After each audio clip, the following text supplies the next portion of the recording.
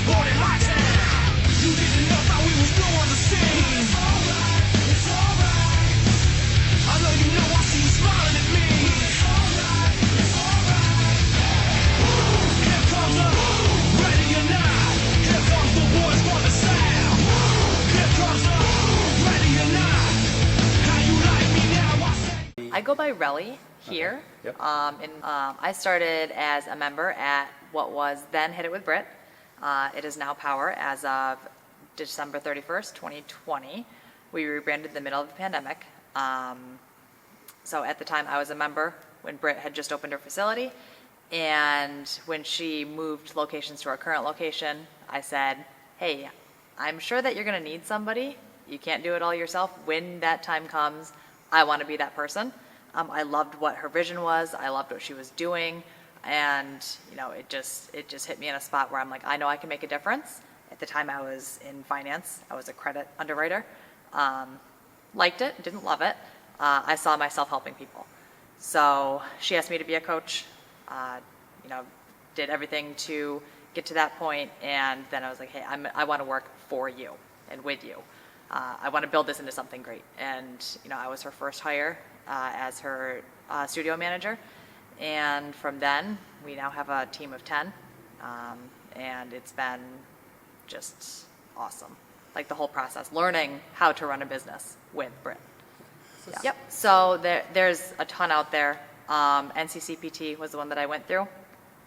There's also NASM and AFA are probably the two most well-known, and ACE, I believe, is another one.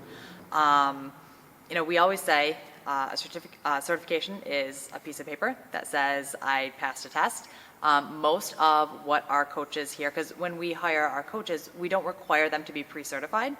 You know, we give them a time frame to get your certification, and within the time that they start to the time they take the test, they already learned so much being on the floor, you know, with our other coaches, just by shadowing and learning by doing, that when they actually take their test, they're like, I learned more being on the floor than I did from a textbook. So that's, you know, that's so eye-opening and awesome to see. Is just how they develop as a coach, and then obviously having that certification gives so much credibility. So at Power, the first thing that we like to see is you loving what we do here, being a member, coming to classes. I'm sure that might be different in every gym, but we want to see your investment at our space. You know, our coaches are not in and out. You know, our coaches develop relationships with our members. You know, they're here before class and they stay after class. They get to know our people, and they are truly invested in our style of training. Now, we know that our style of training isn't for everybody, so that's kind of test number one. Is if we see you once or twice and that's it, you know, we're looking for a commitment. So that's a big deal for us, and every single person that's on our staff has been a member first. We still our interval training still has a HIIT element. You know, you're getting your heart rate up, you're doing the intervals, the circuits, but the emphasis on the wellness and recovery is something that is so undervalued and really not as common in the fitness industry as it needs to be. We work with some amazing coaches. We have business coaches through Active Life. They've been amazing. They help. Their philosophy is bridging the gap between fitness and healthcare, and that's exactly where we want to take Power. You know, we have our wellness programming, which is mental health, personal development, nutrition. You know, we have our recovery piece. We incorporate recovery into every single workout. You know, we tell people we don't want to see you here 6 days a week. We love you, but we don't want to see you here every single day. On your days that you're not here, we want you still to be moving, taking a walk, you know, going for a bike ride, active movement to keep your body feeling good. You know, that's been such a huge change for us and for our members. So, and we want to further, you know, take that and get in with the, you know, talk with medical professionals. You know, one of the things that we always hear is, my doctor told me that I need to stop coming to the gym because I have a knee issue. And we're like, that couldn't be farther from the truth. Our equipment, I mean, we have a wide range of equipment, and it all serves, you know, obviously functional purpose. Kettlebells, dumbbells, those are our bread and butter. You know, we added our bikes last year when we added our pedal classes, and that's been such a great low impact conditioning option for our members, and they love it. You know, hey, I want to jump on a bike instead of, no, I can't do burpees. You know, can I jump on a bike? Absolutely. You know, if that, whatever makes you feel good and does its purpose, like for what we're looking for, like we want you to get your, you know, it's still interval training, get your heart rate up, be safe doing it, feel good doing it, and leave feeling like you're accomplished and you feel powerful. So be it. Absolutely. We have our big tires. We love doing tire flips. Yeah, like this space we are so lucky to have a space this big to be able to do a lot of this stuff. Dry needling is an advanced skill used in physical therapy. We use it to break up persistent trigger points or muscle adhesions. We insert a solid filament needle into the skin, very minimally invasive. It's a way to address deeper levels of tissue that you can't address with simply manual techniques. At Lynch Physical Therapy, we do a lot of oral facial pain. Most people call it TMJ pain. And one of the benefits of dry needling is that we can address muscles that you can't reach manually. So some of the muscles that are deep or in the jaw or under the jaw regions, the dry needle allows us to get to and address to those deep muscle knots that we can't just actually palpate with our hands.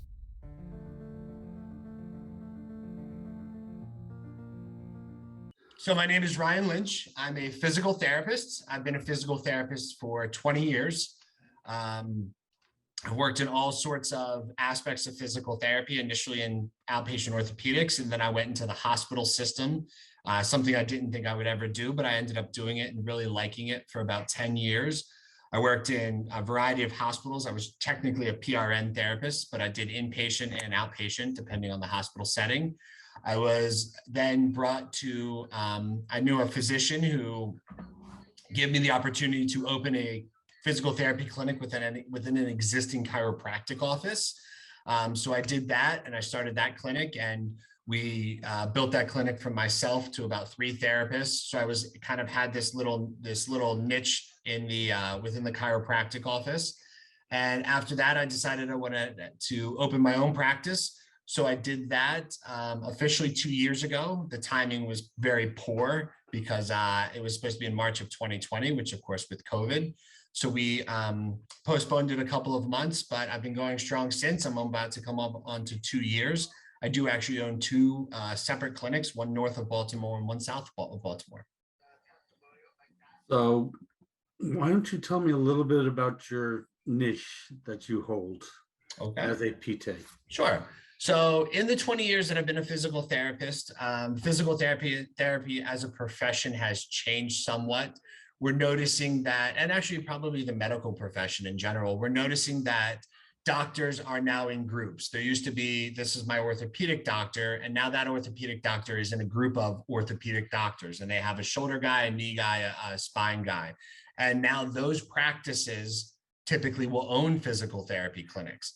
And otherwise, a lot of other physical therapy clinics, smaller clinics, are being bought out by larger conglomerates, and they all fall under this big umbrella. So in order to stay as an independent practitioner, I decided I felt that I needed a specialty. So I literally wrote a bunch of specialties down on a bar napkin one day. My sister is an orthodontist, and I asked her, what do you guys do for jaw pain? And she goes, oh, we refer out. And I said, well, it's a joint. I'm a physical therapist. Why is that? And I looked into it, and physical therapy is excellent for jaw pain. There's not a lot of physical therapists who teach it. So there's not a lot of physical therapists who specialize in it. One thing led to another, and I just started taking classes and classes and classes, and started to kind of, once I felt comfortable, I started to market to dentists. I started to market to ENTs.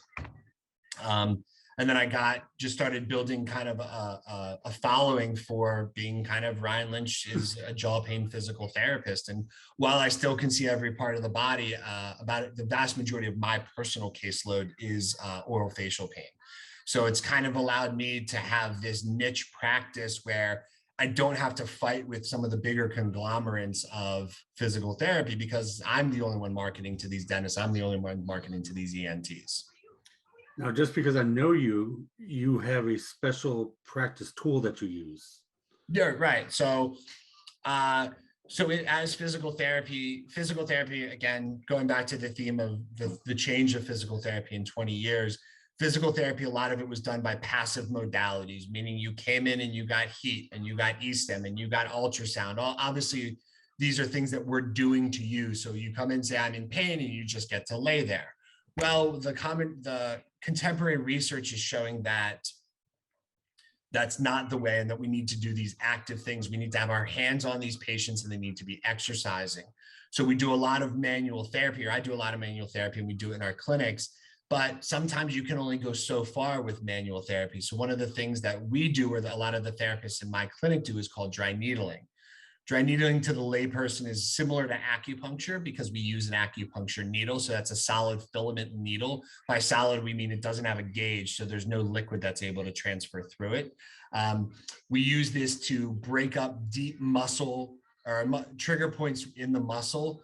Acupuncture is going to say they can change your GI function, your anxiety, your stress, your fertility, those type of things. I can't do any of that with a needle. The only thing I can do is go into deep tissue and break up these persistent trigger points. It's really, in my practice, has been a complete game changer and something that I really think has been able to get a lot of patients better that previously may have not been with just manual techniques. So with your specialty of TMJ and jaw pain and the combination of dry needling, how do those two work together? So it's actually a very good, the combination of oral facial pain and dry needling is actually very good, because a lot of the muscles that are cause of jaw pain. So I'll walk back for a quick second and say a lot of jaw pain is actually is muscular in nature. That doesn't necessarily have to be how your teeth fit together. It's how the muscles which bring the jaw together, how those muscles are functioning can produce jaw pain. The problem is that the basic jaw muscles are here and they're easily palpable, but a lot of them are deep and they're blocked by the mandible. So the dry needling allows us to get and access these deep muscles very close to the ear and then deep into the jaw that we really just can't get by traditional palpating, even if we go intraorally. An interesting statistic came across the board, and it said that there are 6,500 physical therapists in the state of Maryland and 10% dry needle. So obviously the math is at 650 physical therapists dry needle out of 6,500. So that ability gives me a nice marketing point and a unique perspective on the profession. So do you believe that will keep you insulated from the outside conglomerates? The oral facial pain, I absolutely do. I think that I'm very unique insofar as what we do. And I battle or kid myself sometimes and say, am I so great that I have this unique specialty, or is it that other people just don't want it? There's very few people that went into physical therapy school saying, God, when I get out of here, I want to put my hand in people's mouths all day long. And that's, in essence, I mean, an abbreviated version of what I do, but that's what we do a good part, because we do some intraoral work. So that aspect for sure will keep us unique from the bigger picture, because it's just hard to get a specialty to do when you have that big machine and do it well and get these people trained to a comfort level for it. I think the other part of the question was, is that going to ward off these big conglomerates? The other thing is, as a small business owner and a private practice owner in physical therapy, I'm an advocate for our profession. I'm an APTA member. I'm in the private practice section of the American Physical Therapy Association. So that's a group of private practice owners that we band together. So the idea is almost unionize, getting as much of us together to share common goals and fight these other things. You know, it's kind of a mom and pop versus Walmart store type of situation. And I shop at Walmart, you know, so it's not like a bad thing. They definitely have their place, but we still do like to have that small business, or at least I do. When my immediate advice for anyone out of school is work in a facility where you like the people and there's an opportunity to learn and grow. By that, I mean, I was very lucky. The first place I worked was a place that I did a rotation with. So I already knew all the therapists there and I knew that they were very helpful. I personally always advise against graduating therapists to do anything where they're by themselves, whether it's traveling, whether it's home health, where you don't have colleagues to bounce ideas off of, just to kind of absorb the culture.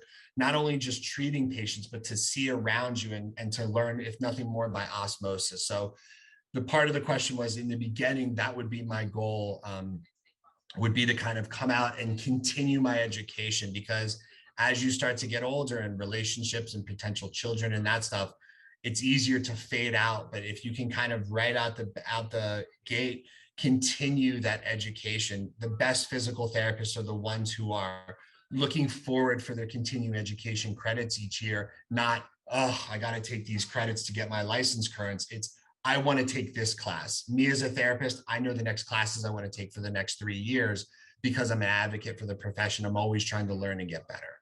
A couple of facets to that question. So the practice, I am the physical therapist, and I decided I was going to open my practice. My wife at the time had done medical sales and then had opened a in-home daycare when our first child was born. And she is very bright, has a great marketing background. So she was going to assist with portions of it. But because of COVID and really because we became pretty successful, she took a very large role in this. And I will say that my wife does the vast majority of the hiring and looking for people. The hiring process has really changed with COVID and with kind of what we're seeing with the so-called Great Recession. It used to be you could just put an ad on Indeed and you would get applicants and you could file through them and see.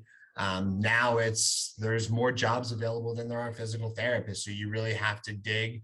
You have to seek out people. You have to kind of be very specific with what you're looking for and honestly patient. And the statistics they gave was that there are 51 physical therapists available to work for every 100 positions. So not quite that bad a stat, but still going in as physical therapists, our biggest referral source is still direct referral sources. Even though we're a direct access state in Maryland, most people come to physical therapy because their physician or the orthopedic said so, so they have a script for therapists. So we try to get into those offices and say, hey, can we be on the list of places you refer to? So that's one way to do it. And then the other way to do it is, because we are direct access, be active in your community, be active in your children's schools, be active at health fairs, be active at charity walks, that type of stuff. Your name gets out there and people associate with, oh, I saw all those people with Lynch Physical Therapy t-shirts at the Alzheimer's walk, and they have a positive feeling with your facility that way. And then the last way, of course, is word of mouth. The best way to rise to the top is be the best or provide a good quality service. And we get a lot of referrals by word of mouth. Hey, my colleague came here, they had an excellent experience. I told her I needed physical therapy. She said that there's no way I should go anywhere else but your facility.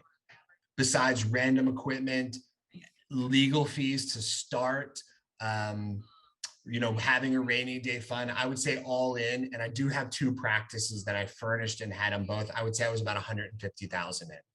I know for sure it can be done for less. Again, I did do 2 practices, but I would say all in, the out cost was about 250,000 for me personally.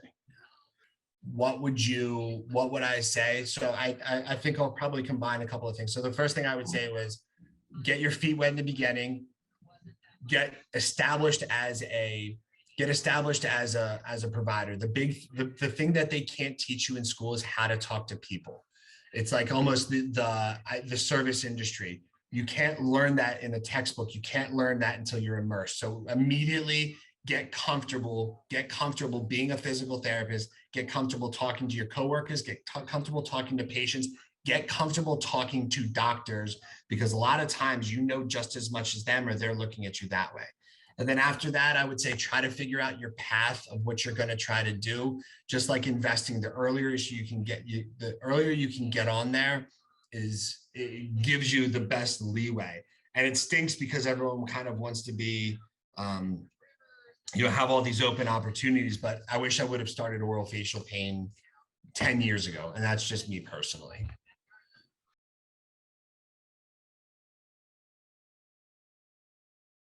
Let's just do this. Why don't you introduce yourself? All right. My name is Crystal Joy Brown, and I like when people call me Chris. And I used to be a certified personal trainer at one point in my life, and I decided to get back into personal training. And I am training all different kinds of people from all different backgrounds. I hope that helps. That's perfect. Okay. And the name of your company is? Joy Fitness. Joy. I was certified through the American College of Sports and Science. I was certified through the National Academy of Sports and Science Medicine. I was certified through Les Mills. I was certified through Spin. I was certified through AFA. So I had all the major certifications that you can possibly have. I had all the upper level certifications. And what do you wish you knew before you started taking those certification classes that you learned while taking them? Learn people, because these courses teach you how to deal with it in a scientific way, but there's a people element to it that I think that is missing. And I'm saying that because I've had a personal trainer myself, and they did not inspire me at all, because they had all the knowledge, that background, that technical stuff, that scientific stuff, but they weren't good with people. I would say that as a trainer, or what I learned as a trainer, is you have to have that bedside manner about you, and that's what was missing with other trainers. So that's something that I had to work on. So I'm going to say 2002 or 3 I started on my fitness journey with trying to help other people to help myself, and really that's really what it's about. I really wanted to try to help myself first, but it just turned into something completely different. So I would say for the most part about maybe 15, 16 years, and I'm still doing it right now, so I can even say maybe I can go up to 21 years that I've been in this field. So 21 years in the field, what did you enjoy about working at the big facilities? I enjoyed working with a lot of different groups of people. It gave me access. And so I don't think I would have had that access if I just started off trying to be a personal trainer on my own. I needed to gain the access, and I needed to gain the trust of people. Oh my God, love what you do, and understand that your work is not over when the client is done with you. There's always homework to do. I learned so much from my clients each and every workout. Like I just learned tonight I work out with an 8-year-old, and I just learned tonight, just tonight, and I did a fitness assessment on him, and he did a really great job, but I don't know why I didn't catch it in the beginning. But he's like, he can't stand on his left foot for nothing. His left foot he has no balance, he has no stability.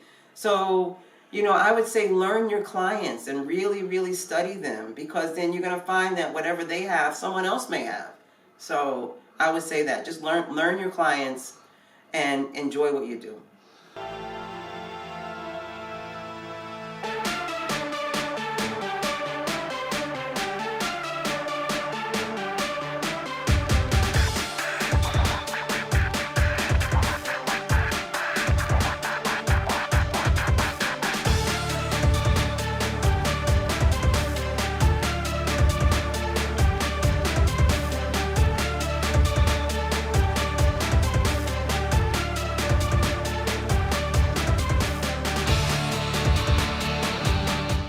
Could you just give us your name Yeah, my name's Kevin Montgomery, and your position is?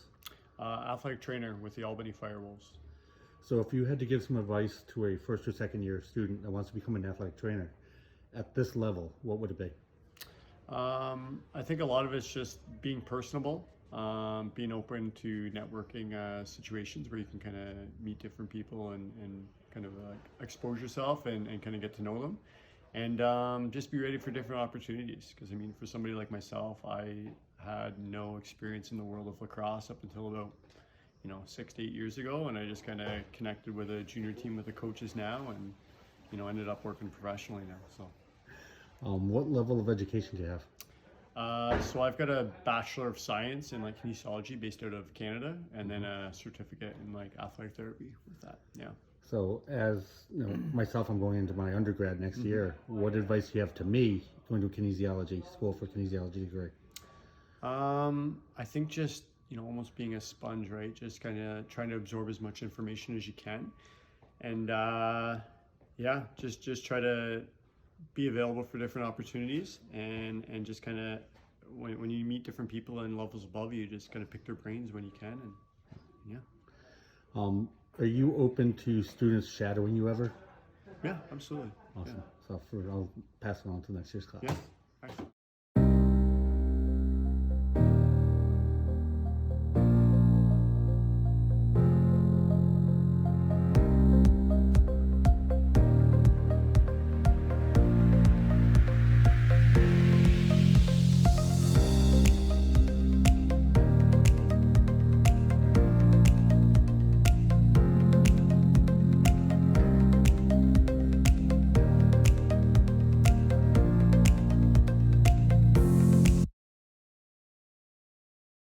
So my name is Mike Stella, and I am the owner of the Movement Underground. And you're based in Long New Island, York, yep, Farmingdale, New York. Yep. And your main patient base is comprised of? I work mostly and primarily with athletes from various different sports, and then physically active people. Yeah. What level of athletes? I have from all the way from middle school all the way up to current professional athletes in multiple sports. Cool. In today's environment, what's it like trying to hire certified employees? In today's environment, that's become a particularly bigger challenge. Finding people who want to work in person,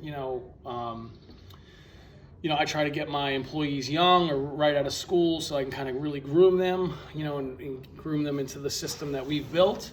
But fortunately, being a preceptor for a couple of the local schools, I do have kind of an inside lane, so I tend to hire directly from former interns or students. That's worked out pretty well for me so far. So yeah. What's your primary method for generating your client base? Word of mouth referrals is always the number one way to get people through the door. Social media has been really helpful for me. So producing a lot of content, free content for people. So it's a way to get people to experience what you're all about and your philosophy and what they can expect treatment-wise from you and from your clinic before they even ever meet you. I would say that's number two. And then I've recently started some paid advertising as well, which has been fairly successful. So I think it's, marketing is always going to be, you got to think of marketing as what is somebody's experience with you and your brand from before they even know you till when they walk in your door. So all of those areas. So, yeah. Do you rely on the name of some of those higher end athletes as your clients when you're doing marketing? I don't particularly. I maybe should do more of that. It really depends. Some of the professional athletes, especially when they're in season and they have sports medicine staffs on site, they're not necessarily supposed to go outside of that. So in those situations, we kind of have to keep it hush hush. But obviously, I tend to post pictures of me and my pro athletes when and where I can, where it's appropriate, and sometimes they'll repost it, which is great. But I try not to have that be the sole way that I communicate what my message is to people. With the new paid partnerships that they have on Right. social media, have you thought about utilizing that at all? I haven't actually, no, but that's actually not a bad idea. Community involvement. Yeah. How do you give back to the community? We do lots of events, like local health and fitness events. We'll set up a booth and we'll do like free rock taping and, free little screens and assessments for people. It's a great way to get engaged, like 5Ks, 10Ks, local races, like I said, local health and fitness festivals. So there's a few of those throughout the year that we take part in. I host rock tape courses at my location, so that's always, thank you so much. That's always a great way to bring in clinicians from the area. So just a wide variety of those types of engagement tactics. Roughly how big is your clinical facility? Like how many square feet roughly? Probably about 2,000 square feet total. And what's the overhead cost like that on Long Island? So 2,000 square feet, generally speaking, you can expect anywhere between $25 to $40 per square foot, depending on where you're at. So, that's anywhere between $5,000 and $8,000 a month. And how long did it take you to reach, return on investment? From the time that you opened that facility till it became profitable, roughly? So it's kind of tough because I started with a partner that I'm no longer with. So if I go back to the very, very beginning, it probably took me 2 to 3 years. Okay. Yeah. What kind of perks do you have for retention of employees? What do you offer your employees right now? I try to be a competitive base rate as far as hourly pay or salary, and then I offer performance-based bonus structure. So based on their individual clinical and sales performance, they get a piece of that as well. That's interesting. Yeah. Can you just really quickly give a quick review of your educational path? So I'm a certified athletic trainer. I did my undergraduate degree at Marist College, and I graduated in 2008, became a certified athletic trainer at that point. And then I worked for the University of Florida for about 1.5 years before taking a position, a grad assistantship at George Washington University, where I got my master's in sports management. After my master's, I've done countless CEU courses over the years, range of ART, Graston, obviously the rock tape stuff, DNS, SFMA, FMS, PRI courses, so just a ton of different continuing education.